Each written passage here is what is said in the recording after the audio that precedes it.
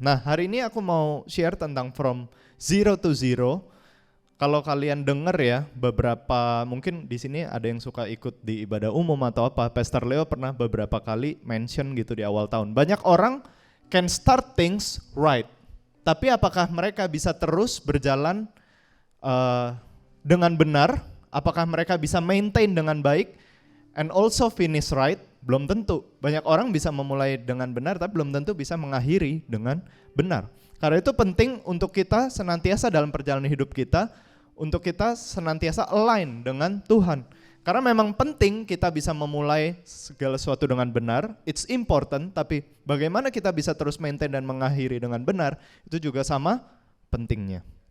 Jadi kita mau belajar gimana kita bisa terus stay humble di hadapan Tuhan. Ada yang ingat gak minggu lalu Koyehu khotbah tentang apa? Kamu anak siapa? Anak siapa? Hah? Anak orang tuamu. Oke. Minggu lalu Koyehu share tentang kamu anak siapa ya. Nah, kamu anak siapa? Tentu saja kita anak Tuhan ya. Ada yang ingat gak poin pertama dari kamu anak siapa itu apa? Kenapa kamu bisa dibilang anaknya Tuhan? Karena yang pertama, mirip. Kamu mirip sama Tuhan. Oke, hari ini kita mau lihat ya, sebenarnya apa sih yang kita perlu mirip atau kita perlu pelajari dari Tuhan. Aku mau sama-sama kita buka dari Matius 11 ayat 28 sampai 29. Aku udah lama cukup sering baca ayat ini, tapi di awal tahun ini ketika aku membaca ayat ini aku membaca dengan agak berbeda. Matius 11 ayat 28 sampai 29. Ini satu ayat yang udah cukup terkenal. Aku akan bacain buat kita semua. Marilah kepadaku, kepada Tuhan ya, semua yang letih lesu dan berbeban berat, aku akan memberikan kelegaan kepadamu. Pikulah kuk yang kupasang dan belajarlah padaku. Belajarlah kepadaku, belajarlah kepada Tuhan. Why? Karena aku lemah lembut dan rendah hati dan jiwamu akan mendapat ketenangan. Siapa yang di sini pernah belajar sama seseorang? Pernah dong ya pasti. Kan mayoritas juga sekolah. Aku tanya ya, kalau kalian belajar sama guru IPA, belajarnya apa? IPA. Kenapa? Gurunya bisanya IPA. Menarik. Terus Tuhan bilang belajarlah kepadaku. Biasanya kalau belajar kepadaku apa? Karena dia punya apa? Wisdom. Punya apa lagi? Apa? Experience. Punya apa lagi? I know how to make money. Ikut aku sini. Aku ajarin cara bisnis. Apa lagi? Aku ajarin ilmu. Aku ajarin teknik, skill, craftsmanship. Tapi Tuhan bilang apa? Belajarlah padaku karena aku lemah lembut dan rendah hati. Menarik kan? Kita belajar sama Tuhan karena Tuhan itu lemah lembut dan rendah hati. Artinya yang kita pelajari adalah kelemah lembutan dan kerendahan hati.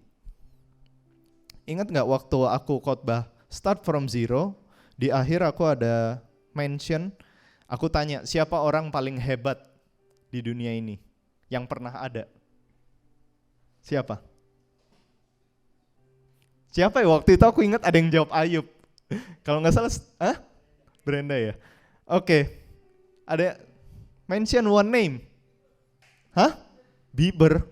Who? Hitler. Waduh. Tentu saja ya pasti Tuhan Yesus lah ya. Dan ada satu quotes waktu itu yang aku bacain. Greatest man in history had no servants, yet they called him master. Had no degree, yet they called him teacher. Had no medicines, yet they called him healer. He had no army, yet kings feared him. He won no military battles, yet he conquered the world. He committed no crime, yet they crucified him. He was buried in a tomb, yet he lives today. His name is Jesus. Nah, yang menarik adalah kalau kita bicara greatest man in history ini, sebenarnya kalau kita bisa lihat adalah is all about humility and obedience. Not about skill, not about skill penting ya, wisdom itu penting, tapi apa yang menjadikan Yesus ini orang yang paling hebat adalah humility dan obedience. Tahu dari mana? Kita buka dari Filipi 2 ayat 5 sampai 11. Filipi 2 ayat 5 sampai 11. Aku bacain ya. Hendaklah kamu dalam hidupmu bersama menaruh pikiran dan perasaan yang terdapat juga dalam Kristus Yesus. Kalau kalian ingat minggu lalu yang pertama poinnya adalah kamu mirip siapa? Kalau kita mau mirip Tuhan artinya pikiran kita harus seperti pikiran Tuhan, seperti pikiran Kristus. Itu sebabnya penting dalam hidup kita menaruh pikiran dan perasaan yang terdapat juga dalam Kristus Yesus. Karena kita mau menjadi serupa dan segambar dengan Kristus. Yang apa sih sebenarnya? Pikiran Kristus itu apa sih? Yang walaupun dalam rupa Allah tidak menganggap kesetaraan dengan Allah itu sebagai milik yang harus dipertahankan, melainkan telah mengosongkan dirinya sendiri dan mengambil rupa seorang hamba dan menjadi sama dengan manusia. Dan dalam keadaan sebagai manusia dikatakan apa? Ia telah merendahkan dirinya dan taat sampai mati. Ia ngapain? Merendahkan dirinya dan taat sampai mati. Humble himself and obey. Bahkan sampai mati di kayu salib. Itulah sebabnya Allah sangat meninggikan dia dan mengaruniakan kepadanya nama di atas segala nama. Kenapa Allah begitu meninggikan Yesus, meninggikan dia, mengaruniakan kepadanya nama above all names, nama di atas segala nama, karena ia telah merendahkan dirinya dan taat sampai mati. Supaya dalam nama Yesus bertekuk lutut segala yang ada di langit dan yang ada di atas bumi dan yang ada di bawah bumi, dan segala lidah mengaku Yesus Kristus adalah Tuhan, bagi kemuliaan Allah Bapa. Jadi bagaimana kita bisa mirip dengan Tuhan? Kita punya pikiran Kristus, yaitu apa? Merendahkan diri dan taat. Roma 6 ayat 13 dikatakan gini, dan janganlah kamu menyerahkan anggota-anggota tubuhmu kepada dosa untuk dipakai sebagai senjata kelaliman, tetapi serahkanlah dirimu kepada Allah sebagai orang-orang yang dulu mati tapi yang sekarang hidup, dan serahkanlah anggota-anggota tubuhmu kepada Allah untuk menjadi senjata-senjata kebenaran. Siapa yang ingat firman 2 minggu lalu? Ada? Siapa yang khotbah? Ya, Koken yang khotbah ya. Judulnya apa? Ada yang ingat? Persembahan. Di situ Koken bilang kita harus mempersembahkan tubuh kita, jiwa kita, dan roh kita. Ada yang ingat nggak mempersembahkan tubuh apa aja? Contohnya, yang Koyehu juga minggu lalu ulang. Mata, terus mulut, kalau leher katanya nggak penting ya kan? Minggu lalu juga gitu. Oke. Nah, bagaimana kita bisa mirip dengan Tuhan? Tadi satu, kita menaruh pikiran Kristus, merendahkan diri dan taat. Lalu kita juga harus apa lagi? Di Roma 6 ayat 13 katakan, jangan menyerahkan anggota tubuhmu kepada dosa, tapi serahkanlah kepada Allah untuk menjadi senjata-senjata kebenaran. Artinya kita harus latih hidup kita menjadi senjata kebenaran. Caranya gimana? Mata, apa yang kamu lihat? Telinga, apa yang kamu dengar? Dulu waktu awal-awal ya, aku mungkin kalau yang ada dengar kesaksian aku di akhir tahun, waktu awal-awal aku resign, aku tuh sempat bener-bener cari Tuhan sampai aku tuh nggak nonton movies gitu ya, yang nggak berhubungan dengan firman, nggak denger lagu yang nggak berhubungan dengan worship gitulah ya, maksudnya yang lagu dunia gitu aku nggak denger, aku cut. Terus at some point aku merasa kayaknya aku bisa filter deh, aku udah nggak apa-apa deh gitu. Terus udah mulai denger lagu bebas, nonton juga, nonton apa aja gitu. At some point aku nggak sadar sebenarnya aku mulai menyerahkan tubuhku ini kepada dosa dan dipakai sebagai senjata kelaliman. Bukan artinya nggak boleh, tapi ketika kita nggak tahu limit kita lebih banyak mendengarkan apa yang dunia katakan daripada yang firman Tuhan katakan, maka kita sedang nggak menggunakan tubuh kita sebagai senjata kebenaran. Bukan artinya nggak boleh ya, tapi you should know your limit. Kapan, seberapa banyak kamu intake dari dunia ini, seberapa banyak kamu intake dari firman Tuhan. Karena kalau Yehu bilang apa minggu lalu? Keinginan daging dan keinginan roh itu berlawanan. Kalau kamu lebih banyak ngasih makan daging kamu, ya manusia daging kamu yang akan mengalahkan manusia roh kamu. Sebaliknya kalau kamu kasih makan manusia roh kamu yang bisa overcome manusia daging kamu. Nah pertanyaannya, kalau dalam sehari nih kita lebih banyak misalnya nonton series 2 episode 2 jam, baca firman 15 menit, kira-kira source mana yang akan lebih banyak di dalam pikiran kamu? Pasti yang series yang kamu nonton, betul nggak? Makanya kamu harus tahu batasannya. You have to let go. Dikatakan di dalam Matius 16 ayat 24. Ini juga udah berapa kali kita baca. Lalu Yesus berkata kepada murid-muridnya, setiap orang yang mau mengikut aku, ia harus menyangkal dirinya, memikul salibnya dan mengikut aku. Jadi ada hal yang harus kalian sangkal, ada hal-hal yang kalian harus let go. Karena barang siapa mau menyelamatkan nyawanya, ia akan kehilangan nyawanya. Tapi barang siapa kehilangan nyawanya karena aku, ia akan memperolehnya. So if you try to memperoleh nyawa, justru kamu akan kehilangan. Kalau kamu berusaha menyelamatkan, oh kayaknya aku mau nih hidupku enak ini. Buat apa? Di ayat 26 dikatakan, apa gunanya seorang memperoleh seluruh dunia? You can have everything. Kekayaan, popularitas, sukses, kebahagiaan, apalagi. Semuanya kamu bisa peroleh seluruh dunia, tetapi kehilangan nyawanya, apa gunanya? Dan apakah yang dapat diberikannya sebagai ganti nyawanya? Kalau kalian ingat ya tentang persembahan itu yang Koken share, ada satu poin yang aku dapat waktu itu, yaitu bahwa persembahan dan pengorbanan itu adalah satu hal yang gak bisa dipisahkan. Kalian gak bisa mempersembahkan sesuatu tanpa mengorbankan sesuatu. That's why it's called sacrifice. Worship and sacrifice itu satu kesatuan. Gak bisa, oh ya udah aku mau menyembah Tuhan tapi aku gak mau kasih apa-apa. Gak mungkin. Pasti ada things that you have to let go. Ada hal-hal yang kamu harus tinggalin. Sesuatu yang gak, dengan rendah hati kamu harus bisa melepaskan hal-hal yang memang Tuhan gak mau ada di dalam kehidupan kamu. Tadi kalau poin pertama, bagaimana kita bisa mirip sama Tuhan? Kalau misalnya yang kita lebih banyak dengar adalah ajaran, bukan ajaran Tuhan, tapi mungkin dari dunia ini, melalui sosial media yang kita lihat, melalui film-film atau lagu-lagu yang kita dengar, tapi kita gak cari tahu kalau Tuhan itu kayak gimana sih? Gimana kita bisa mirip kalau kita aja gak tahu Tuhan itu kayak gimana?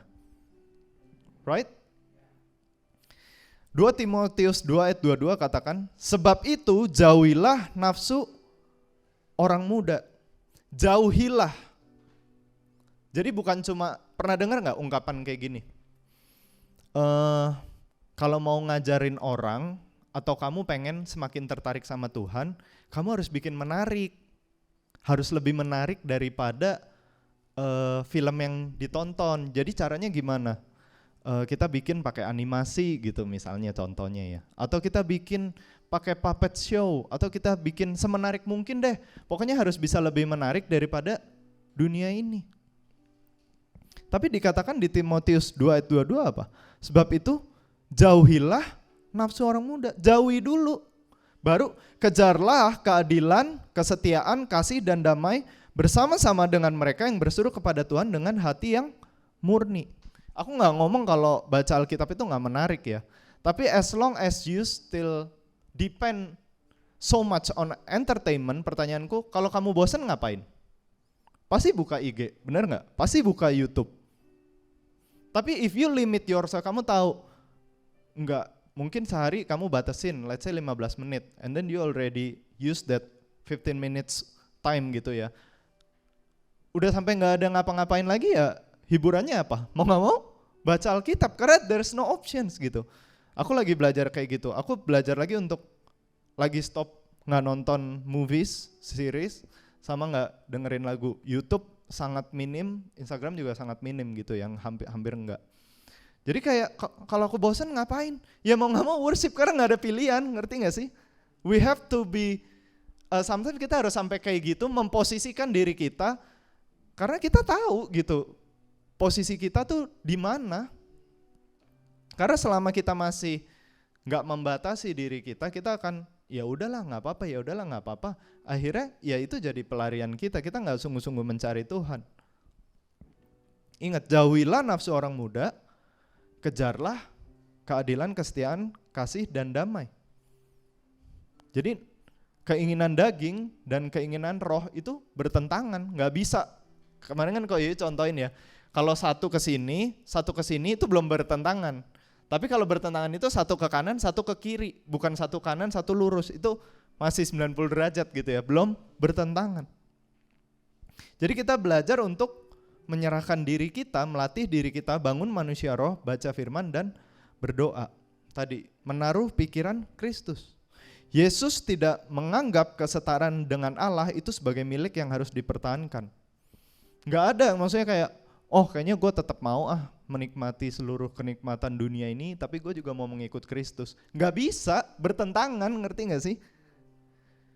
Makanya dibilang, melainkan telah mengosongkan dirinya sendiri. Merendahkan hati dan taat sampai mati. Itu yang Yesus lakukan. Ada satu quotes yang kemarin aku baca, bagus ya. Maksudnya seringkali kita berdoa itu hanya untuk memuaskan keinginan kita sendiri gitu. Aku sering dengar kan kayak, ya gak apa-apa berdoa aja ke Tuhan, doa itu kan gak bisa salah gitu. Bener gak doa gak bisa salah? Kan cuma ngomong sama Tuhan. Tapi tau gak sih di Yakobus tuh dibilang, sebab kamu salah berdoa karena kamu hendak memuaskan keinginanmu sendiri. Berarti bisa salah loh berdoa itu. Ada satu quotes yang menarik, dia bilang gini, sometimes I worry that my prayers won't be answered. Terkadang aku tuh khawatir kalau doaku gak dijawab. But I'm more worried if I don't have the desire to pray. Terkadang kita kayak maunya doa kita dijawab. Tapi seberapa kamu punya desire untuk pray, untuk menerima Tuhan apa yang menjadi kehendak-Mu, speak to me. Kita bersungguh-sungguh cari Tuhan. Menyukai apa yang Tuhan sukai, membenci apa yang Tuhan benci. Itu kan esensi dari mirip sama Tuhan. Yang Tuhan gak suka, ya kita gak suka. Yang Tuhan suka, kita suka. Aku akan lanjutkan dengan satu cerita dari Bilangan 11. Hari ini mungkin kita akan cukup banyak bahas kisah gitu ya. Yang pertama aku mau dari Bilangan 11. Kita bisa sama-sama buka. Jadi ini ceritanya adalah ketika bangsa Israel keluar dari Mesir, kemudian mereka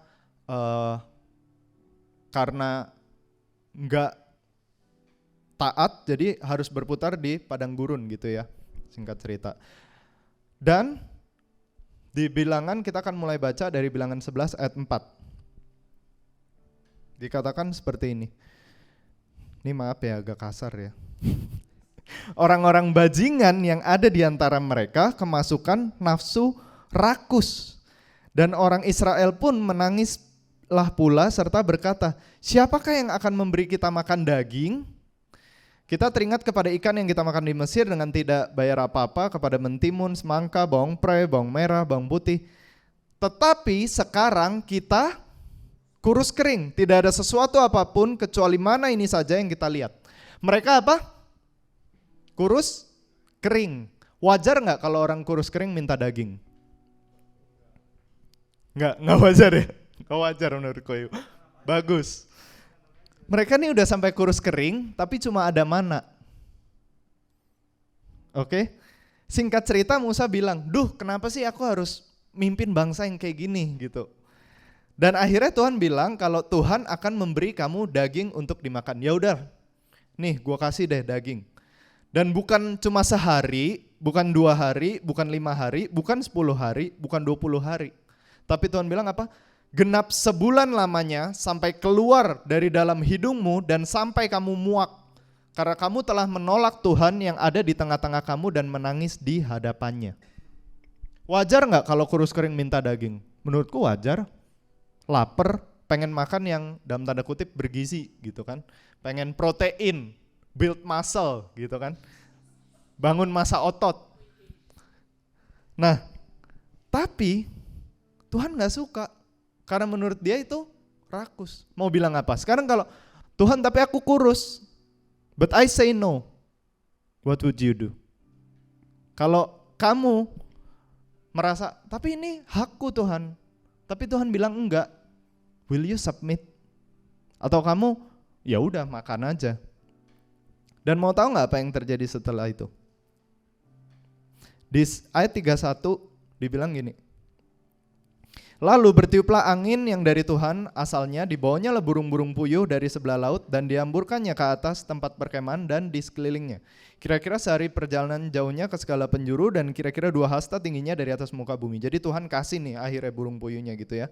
Lalu sepanjang hari dan sepanjang malam itu dan sepanjang hari esoknya bangkitlah bangsa itu mengumpulkan burung-burung puyuh itu.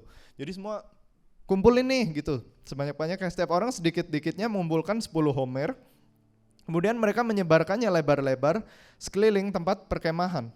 Selagi daging itu ada di mulut mereka sebelum dikunyah, jadi ini masih di mulut belum dikunyah, maka bangkitlah murka Tuhan terhadap bangsa itu dan Tuhan memukul bangsa itu dengan satu tulah yang sangat besar. Sebab itulah dinamai tempat itu Kibrot Ta'awa, karena di sanalah dikuburkan orang-orang yang bernafsu rakus. Jadi aku gak pengen ya, maksudnya gini, kadang kita sebagai orang Kristen tuh terlalu, oh kalau nafsu itu cuma pornografi, nafsu itu keinginan daging itu cuma sesuatu yang nyaman. Bahkan Tuhan bilang di sini makanan pun, kalau kamu gak kontrol gitu ya, kalau kamu nafsu rakus, itu juga Tuhan gak suka. Segala sesuatu yang kamu kejar untuk memuaskan keinginan daging, it's no buat Tuhan.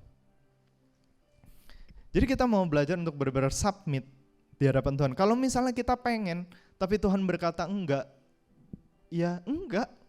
Enggak bisa nego, ngerti gak sih? Makanya dibilang merendahkan hati dan taat. It's one thing yang gak bisa dipisahkan. Merendahkan hati, gak taat, gak bisa. Taat, gak ada kerendahan hati, gak taat. Jadi nafsu itu bukan cuma pornografi, pengen kaya, pengen terkenal, tapi gluteni atau nafsu makan pun kita harus jaga. Dikatakan kan kurus kering, pengen daging, tapi Tuhan memukul bangsa itu dengan satu tulah yang sangat besar. Bahkan disebut orang-orang bajingan yang rakus. Be careful, kita harus rendah hati dan taat di hadapan Tuhan. Nah, kenapa sih sebenarnya? Kita baca lagi ya, dari Ulangan 8 ayat 2 sampai 10. Jadi kitab Ulangan itu mengulang apa yang terjadi dari Keluaran, Imamat, Bilangan tuh banyak diulang di kitab Ulangan. Jadi ini kita lihat dari perspektif setelah diulang gitu ya di kitab Ulangan ini. Di Ulangan 8 ayat 2 sampai 10. Ingatlah kepada seluruh perjalanan yang kau lakukan atas kehendak Tuhan Allahmu di padang gurun selama 40 tahun ini dengan maksud apa?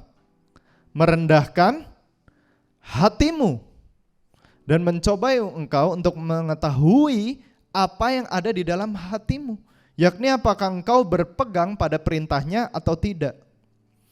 Jadi ia merendahkan hatimu, membiarkan engkau lapar dan memberi engkau makan mana yang tidak kau kenal dan yang juga tidak dikenal oleh nenek moyangmu, untuk membuat engkau mengerti bahwa manusia hidup bukan dari roti saja, tapi manusia hidup dari segala yang diucapkan Tuhan. Jadi dibilang kenapa sih dikasih mana sampai kurus kering?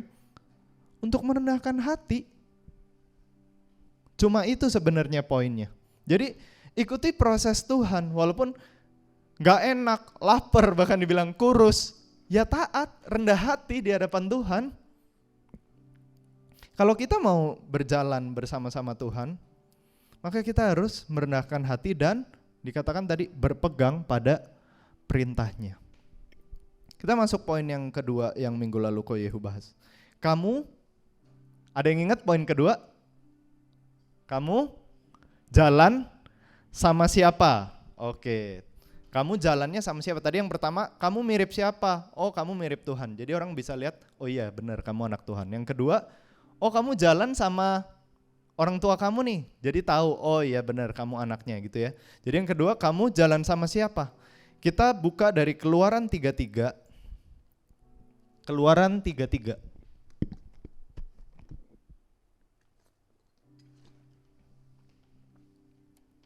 Kemarin Ko Yehu baca dari ayat 15 sama 16 ya.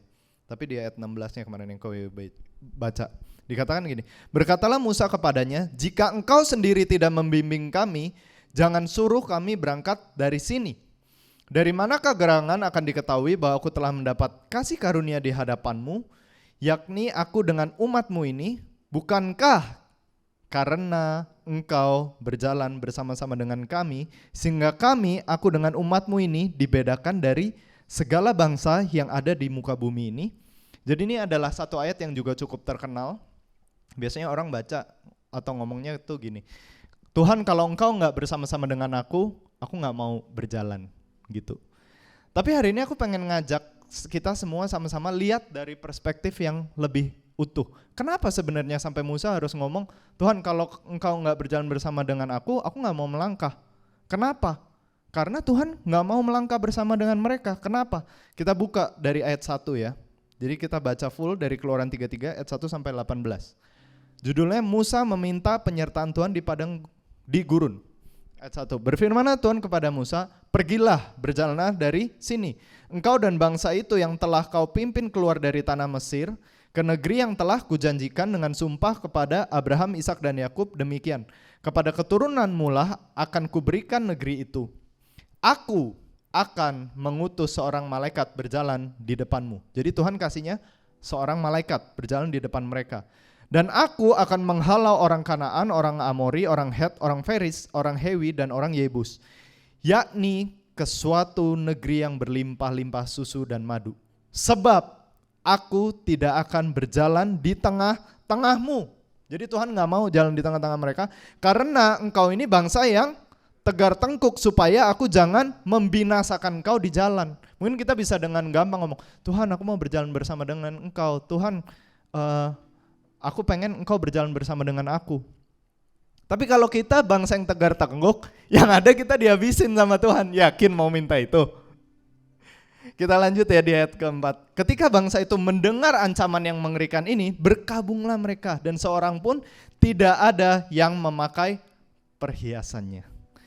Di ayat 5, berfirmanlah Tuhan kepada Musa, katakanlah kepada orang Israel, kamu ini bangsa yang tegar tengkuk, jika aku berjalan di tengah-tengahmu sesaat pun, jadi enggak entire trip nih, sesaat aja, cuma beberapa detik aja, mungkin cuma sepersekian detik bahkan, tentulah aku akan membinasakan kamu.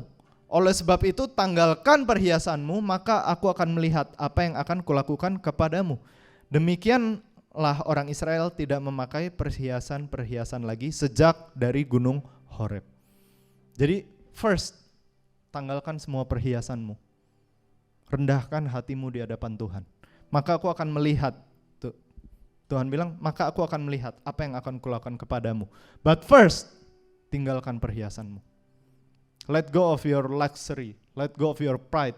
Apa yang menjadi, bahkan mungkin nih kalau aku baca ya, ini perhiasannya sebenarnya mostly dibawa karena memang mereka keluar dari bangsa Mesir gitu ya.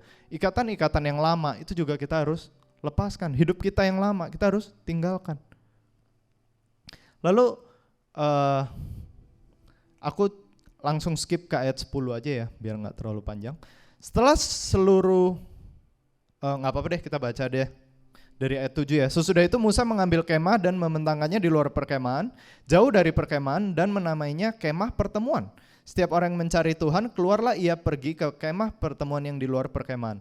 Apabila Musa keluar pergi ke kemah itu, bangunlah seluruh bangsa itu Dan berdirilah mereka masing-masing di pintu kemahnya, dan mereka mengikuti Musa dengan matanya sampai ia masuk ke dalam kemah. Apabila Musa masuk ke dalam kemah itu, turunlah tiang awan dan berhenti di pintu kemah, dan berbicaralah Tuhan dengan Musa di sana. Setelah seluruh bangsa itu melihat bahwa tiang awan berhenti di pintu kemah, maka mereka bangun dan sujud menyembah. Sujud menyembah. Masing-masing di pintu kemahnya. Dan Tuhan berbicara kepada Musa dengan berhadapan muka, seperti seorang berbicara kepada temannya. Kemudian kembalilah ia ke perkemahan.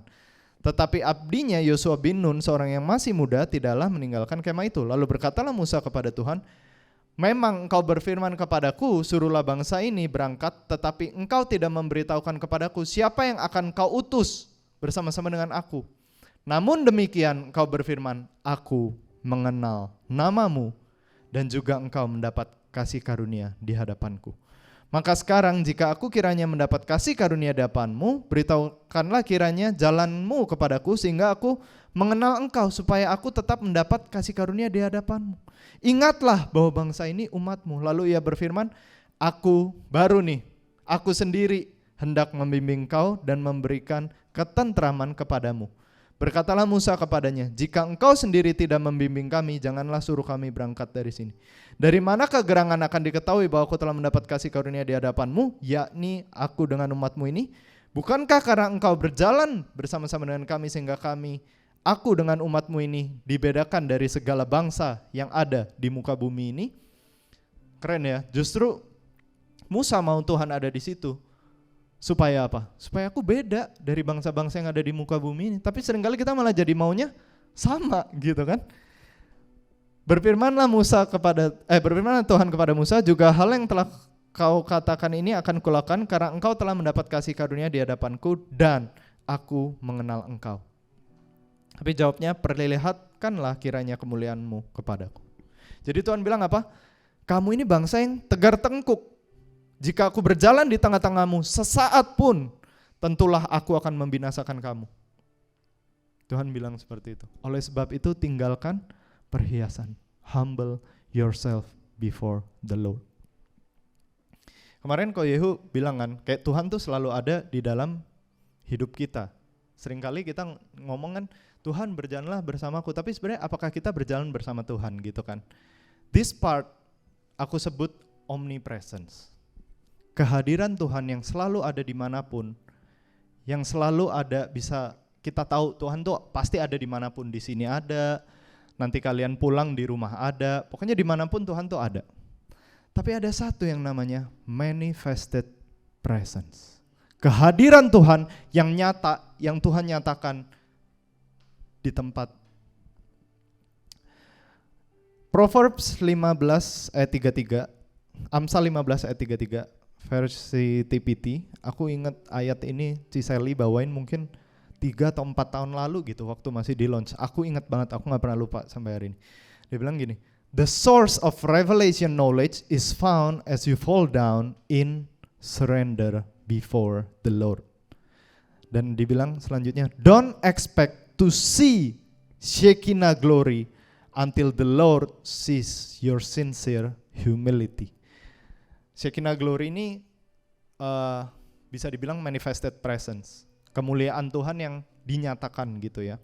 Jadi kita nggak akan bisa melihat kemuliaan Tuhan yang nyata, Tuhan hadir di sini, manifested presence, kalau Tuhan belum melihat humility kita. Oleh sebab itu Tuhan bilang ke bangsa Mesir, tanggalkan perhiasanmu, jangan sampai aku membinasakan engkau.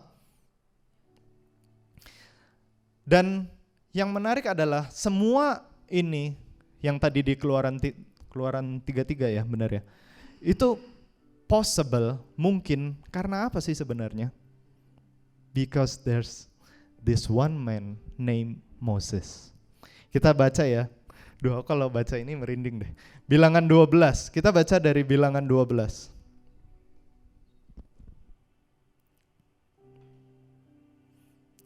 Tadi di Ulangan dibilang ya, Tuhan berbicara kepada Musa dengan berhadapan muka seperti seorang berbicara kepada temannya. Kemudian kembalilah ia ke perkemahan, aku mengenal namamu dan juga engkau mendapat kasih karunia di hadapanku. Itu turning point kenapa Tuhan jadi mau berjalan bersama-sama dengan bangsa Israel. Di Bilangan 12 kita baca ayat 3. Kemudian nanti ayat 6 sampai 9. Bilangan 12 ayat 3 dikatakan gini. Adapun Musa ialah seorang yang sangat lembut hatinya. Kalau di bahasa Inggris ini dibilang meek atau humble. Jadi lemah lembut dan rendah hati. It's one thing. Sangat lembut hatinya, lemah lembut dan rendah hati. Lebih dari setiap manusia yang ada di atas muka bumi. Wow. Tuhan loh yang ngakuin. Kebayang gak sih Tuhan yang ngomong gitu? Jessica, kamu orang yang lembut hatinya lebih dari semua orang yang ada di muka bumi. Kalau denger Tuhan ngomong gitu sih merinding banget gak sih? Terus dikatakan di ayat 6. Lalu berfirmanlah ia, dengarlah firmanku ini. Jika di antara kamu ada seorang nabi, maka aku Tuhan menyatakan diriku kepadanya dalam penglihatan. Aku berbicara dengan dia dalam mimpi. Jadi kalau ada nabi, Tuhan berbicara kepada nabi melalui penglihatan dan mimpi. Tapi di ayat 7 dibilang, bukan demikian hambaku Musa, seorang yang setia dalam segenap rumahku. Berhadap-hadapan aku berbicara dengan dia, face to face. Aku berbicara dengan dia terus terang, bukan dengan teka-teki, dan ia memandang rupa Tuhan. Wow. Dia bisa berhadap-hadapan dengan Tuhan, berbicara terus terang, tanpa teka-teki, memandang rupa Tuhan. Bagaimana itu mungkin? Karena Musa punya kerendahan hati, punya kelembutan hati, lebih dari semua manusia yang ada di muka bumi. Nah sekarang, bagaimana kita bisa tetap rendah hati? Bagaimana kita bisa berjalan from zero to zero, terus rendah hati di hadapan Tuhan? Poin yang pertama yang aku mau share, ingat dan akui Tuhan. Ini juga lagi banyak dibahas di ibadah hari Minggu di umum. Mengingat Tuhan, minggu lalu juga khotbah Pastor Leo judulnya Remember Your God. Ingat dan akui Tuhan. Aku mau bacain satu ayat dari Roma 1 ayat 18 sampai 22. Roma 1 ayat 18 sampai 22. Udah dapat semuanya? Aku bacain ya. Sebab murka Allah nyata dari sorga atas segala kefasikan dan kelaliman manusia yang menindas kebenaran dengan kelaliman. Jadi Allah ini murka atas kefasikan dan kelaliman manusia, atas kejahatan manusia gitu ya. Karena apa yang dapat mereka ketahui tentang Allah nyata bagi mereka, sebab Allah telah menyatakannya kepada mereka. Jadi kenapa Allah murka? Kenapa Allah murka? Karena mereka ini jahat. Padahal mereka tuh udah tahu tentang Allah. Allah tuh nyata bagi mereka. Karena Allah sudah menyatakannya. Sebab apa yang tidak tampak daripadanya, ya mungkin banyak orang alasan ya kayak, tapi kan Tuhan gak kelihatan. Gitu kan, kayak argumen yang paling basic gitu. Tapi Tuhan kan gak kelihatan. Tapi dibilang di ayat 20, sebab apa yang tidak tampak daripadanya, yaitu kekuatannya yang kekal dan keilahiannya, dapat nampak kepada pikiran dan karya dapat nampak kepada pikiran dari karyanya sejak dunia diciptakan, sehingga mereka tidak dapat berdalih. Ya mungkin kamu, kayaknya Tuhan gak ada ini. Tapi Tuhan bilang no, sebab semua yang gak nampak itu udah nampak melalui ciptaannya sejak dunia diciptakan, sehingga mereka gak dapat berdalih. Jadi sebenarnya there's no reason untuk gak percaya sama Tuhan. Kamu mau bilang, aku mau lihat Tuhan dulu, mau ini. Enggak. Karena kita udah bisa lihat melalui ciptaannya. Di ayat 21 dikatakan, sebab sekalipun mereka mengenal Allah, mereka tidak memuliakan Dia sebagai Allah atau mengucap syukur kepadanya. Sebaliknya pikiran mereka menjadi sia-sia dan hati mereka yang bodoh menjadi gelap. Mereka berbuat seolah-olah mereka penuh hikmat, tapi mereka telah menjadi bodoh. Jadi mereka nih udah tahu tentang Allah. Karena semua udah dinyatakan kepada manusia. Tapi mereka memilih untuk gak memuliakan Allah, gak mengucap syukur, sehingga Allah murka. Karena mereka tidak mengingat dan mengakui Tuhan. Jadi gimana kita bisa rendah hati di hadapan Tuhan? Ingat dan akui Tuhan. Ingat semua kebaikan Tuhan dalam hidup kamu. Ingat semua firman yang udah kamu baca. Akui Tuhan. Bahwa semua yang kamu bisa dapat, oh ini bukan karena usahaku, tapi itu karena Tuhan. It's all because of Him. Ada satu quotes yang aku baca gitu ya, ini juga bagus banget. Dibilang gini, when life knocks you down, kneel and worship God. But when life puts you in a higher position, kneel and worship God. Apapun keadaan kamu, lagi senang, lagi happy, lagi di bawah, lagi di atas, kneel and worship God. Rendahkan hatimu di hadapan Tuhan dan sembah Dia. Selalu ingat Tuhan. Dan poin yang kedua, bagaimana kita bisa tetap rendah hati di hadapan Tuhan? Yaitu dengan berpuasa. Mungkin nih terdengar kayak, apa sih puasa gitu ya. Mungkin bahkan anak-anak muda udah gak terlalu into puasa ya. Tapi sebenarnya ini adalah satu hal yang Tuhan kasih, Tuhan sediakan, supaya dengan mudah loh sebenarnya ini fasilitas buat kita bisa merendahkan hati gitu. Makanya tadi bangsa Israel dikasih makan mana? Imamat 16 ayat 31 dikatakan, hari itu harus menjadi sabat, hari perhentian penuh bagimu, dan kamu harus merendahkan diri dengan berpuasa. So you humble yourself down by fasting. Ezra 8 ayat 21 katakan, kemudian di sana, di tepi sungai Ahawa itu, aku memaklumkan puasa, supaya kami merendahkan diri di hadapan Allah kami, dan memohon kepadanya jalan yang aman bagi kami. Jadi puasa itu merendahkan hati kita. Kenapa sih sebenarnya puasa itu bisa merendahkan hati kita? What is your basic needs? Kebutuhan yang paling pokok tuh apa? Makan. Kan kalau nggak tahu kalau zaman sekarang masih sama nggak sih sandang pangan papan? Mungkin udah beda kali ya, sandang pangan casan gitu. Atau sandang pangan wifi gitu ya, mungkin udah bisa beda. Kenapa puasa? Karena itu kebutuhan pokok kita. Kita pasti perlu makan, tapi tadi Tuhan bilang apa? Manusia tidak hidup dari roti saja, tapi dari setiap firman yang keluar dari mulut Allah. Jadi kita dengan puasa kita, Tuhan aku perlu makan, but this can wait. Karena aku lebih perlu Tuhan. Betul aku perlu makan, tapi aku lebih perlu Tuhan. Aku bisa gak makan sehari, tapi aku gak bisa berjalan tanpa Tuhan sehari.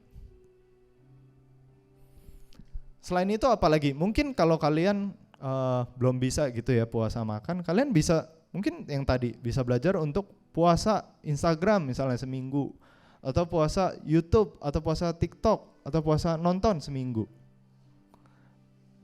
Intinya adalah you let go apa yang menjadi keinginan kamu, dan you invite God. You disconnect from this world and you connect to God. Prinsipnya itu. Ingat selalu, keinginan daging dan keinginan roh itu bertentangan. Jadi aku mau ajak kita sama-sama mulai dari dua ini aja. Selalu ingat Tuhan dan belajar ambil puasa. Kita sungguh-sungguh belajar untuk bisa rendah hati di hadapan Tuhan. Ingat, it's not about us, not about my will, but it's about God's will. Tentang kehendak Tuhan. Tadi yang kita juga udah belajar untuk bisa apa? Menaruh pikiran Kristus. Kan mau kan mirip sama Kristus kan? Kan kamu anak siapa? Anak Tuhan. Jadi kita gimana bisa menaruh pikiran Kristus? Yesus tidak menganggap kesetaraan dengan Allah itu sebagai milik yang harus dipertahankan. Gak ada dalam hidup ini yang harus kamu pertahankan selain Tuhan itu sendiri. Dibilang melainkan telah mengosongkan dirinya sendiri, merendahkan dirinya dan taat sampai mati. Simple. Humble, obey. Humble, obey. Rendah hati, taat. Rendah hati, taat. If you walk from zero to zero, God will bring you from glory to glory. Kalau kamu belajar untuk bisa berjalan dari nol ke nol, Tuhan akan bawa kamu dari kemuliaan kepada kemuliaan. Karena barang siapa meninggikan diri, ia akan direndahkan. Dan barang siapa merendahkan diri, ia akan ditinggikan. Belajar untuk bisa berjalan from zero to zero. Barang siapa ingin menjadi besar di antara kamu, hendaklah ia menjadi pelayanmu. Dan barang siapa ingin menjadi yang terkemuka di antara kamu, hendaklah ia menjadi hamba untuk semuanya. Karena apa? Karena anak manusia juga datang bukan untuk dilayani. Teladan kita, yang kita pengen jadi mirip seperti dia, dia datang bukan untuk dilayani, melainkan untuk melayani dan memberikan nyawanya menjadi tebusan bagi banyak orang. Yes, there is a lot that you would have to give up. Pasti banyak hal yang harus kamu lepaskan. Tapi satu yang Tuhan janji, what you would gain is far greater. Karena penderitaan yang sekarang kita alami itu gak bisa dibandingkan dengan kemuliaan yang akan datang, yang akan kita dapat dari Tuhan. Yes, so yes, there is a lot. Aku gak bilang, oh kalau ikut Tuhan tuh pasti enak. No, there is a lot that you would have to give up. But what you would gain is far greater. Aku akan tutup khotbah pada sore hari ini. Aku mau undang kita sama-sama bangkit berdiri.